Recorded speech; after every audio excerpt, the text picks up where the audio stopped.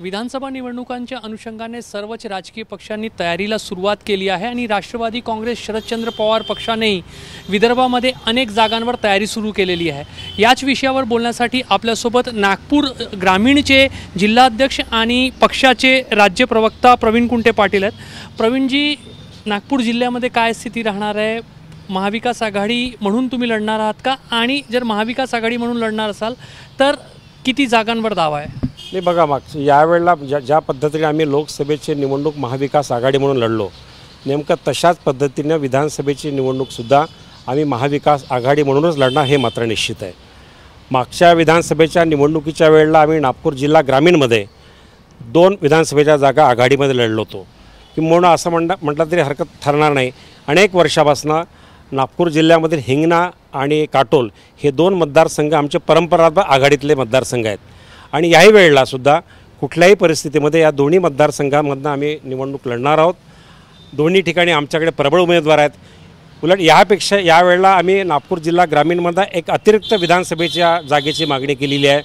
नागपूर जिल्ह्यामध्ये उमरेड, काटोल किंवा रामटेक या 3 मतदारसंघापैकी एक मतदारसंघ, एक अतिरिक्त मतदारसंघ आमच्या पक्षाला लढवण्यास देण्यात यावा अशा प्रकारची विनंती आम्ही आमच्या पार्टी हायकमांडकडे केली आहे आणि आमचं पक्षाचं हायकमांड आदरणीय पवारसाहेब आणि आदरणीय जयंत पाटील साहेब आमच्या मागणीकरता अनुकूल आहेत। विदर्भामध्ये कशी परिस्थिती राहणार आहे? विदर्भामध्ये जवळपास 62 विधानसभा मतदारसंघ आहेत। एक मोठा चंक जो आहे तो राज्याच्या विधानसभेमध्ये विदर्भामधून जातो।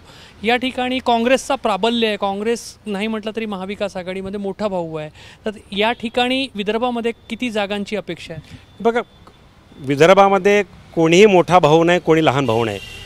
या वेळेला लोकसभेमध्ये जे काही यश आमच्या महाविकास आघाडीला विदर्भामध्ये यश मिळालं, या यशामागे काँग्रेसबरोबरच राष्ट्रवादी काँग्रेस पक्ष शरदचंद्र पवार आणि शिवसेना उद्धव बाळासाहेब ठाकरे या दोन्ही पक्ष नेतृत्वांचा फार मोठा रोल आहे, फार मोठा सहभाग आहे आमच्या विजयामध्ये आहे।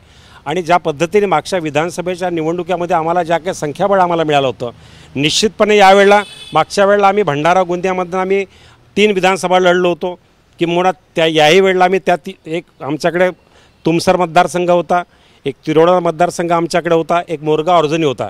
याही वेळेला आम्ही 3 विधानसभा मतदारसंघामध्ये आम्ही आमच्या जागा लढवणार आहोत। उलट मागच्या वेळेला चंद्रपूर लोकसभा विधानसभेमधून आमच्या पक्षाला एकही जागा मिळालेली नव्हती।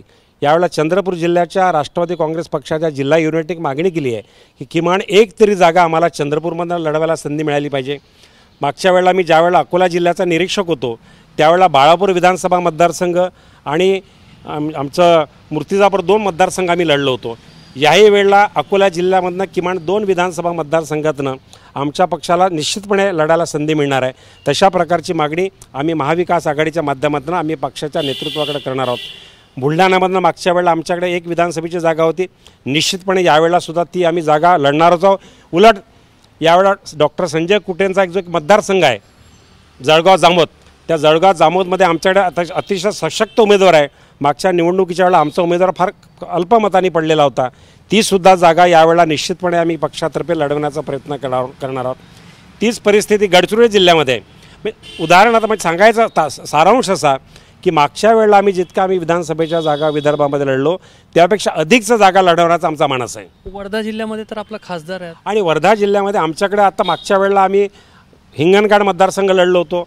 आता आमच्याकडे अमरकाड जे आमचे खासदार आहेत त्यांचा होम ग्राउंड आहे आर्वी विधानसभा मतदारसंघ। निश्चितपणे येणाऱ्या विधानसभेच्या निवडणुकीमध्ये आमच्याकडं मोर्शी-वरुड मतदारसंघ असेल, जो अमरावती जिल्ह्यामध्ये जरी येणार असला तर तो मतदारसंघ वर्धा लोकसभा अंतर्गत येतो। दुसरा आमचा बालेकिल्ला हिंगणघाट मतदारसंघ आहे, जो परंपरागत अनेक वर्षापासून ती जागा आम्ही लढवतो आहे। त्याचप्रमाणे गेले अनेक वर्ष खासदार अमर काळे यांनी ज्या मतदारसंघाचं प्रतिनिधित्व केलं होतं तो आर्वी मतदारसंघ, तो सुद्धा मतदारसंघ निश्चितपणे आमचा पक्ष महाविकास आघाडीच्या माध्यमातून लढवेल याबद्दल माझ्या मनात कुठलाही संशय नाही। आणि तुमच्या माहितीकरता म्हणून सांगतो, येणाऱ्या विधानसभेच्या निवडणुकीमध्ये ज्या पद्धतीनं लोकसभेच्या निवडणुकीमध्ये महाविकास आघाडीच्या बाजूने कौल दिला होता तोच कौल आम्हाला महाविकास आघाडीला विदर्भामध्ये मिळेल निश्चितपणे, याचा आम्हाला पूर्ण आत्मविश्वास आहे। काँग्रेसकडून जागा हव्या आहेत म्हणजे तुम्हाला? निश्चितपणे काँग्रेसकडनं जागा म्हणण्यापेक्षा महाविकास, शेवटी जागा वाटपाचं काँग्रेसला किती जागा लढवायचा काय मागायचा हा त्यांचा अधिकार आहे, पण शेवटी अंतिम निर्णय आदरणीय उद्धव ठाकरे साहेब, आदरणीय पवार साहेब आणि आदरणीय सोनिया गांधी, राहुल गांधीच्या आमच्या तिन्ही पक्षाचा हायकमांड आहे, ते एकत्र बसून निर्णय घेतील.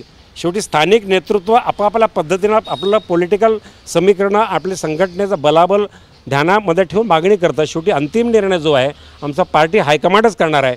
तिन्ही पक्षाचा हायकमांड, तिन्ही पक्षाचे नेते एकत्र येतील, आपला निर्णय घेतील आणि तो जे काही निर्णय घेतील तो निश्चित तो निर्णय आम्हाला सर्वांना मान्य असेल.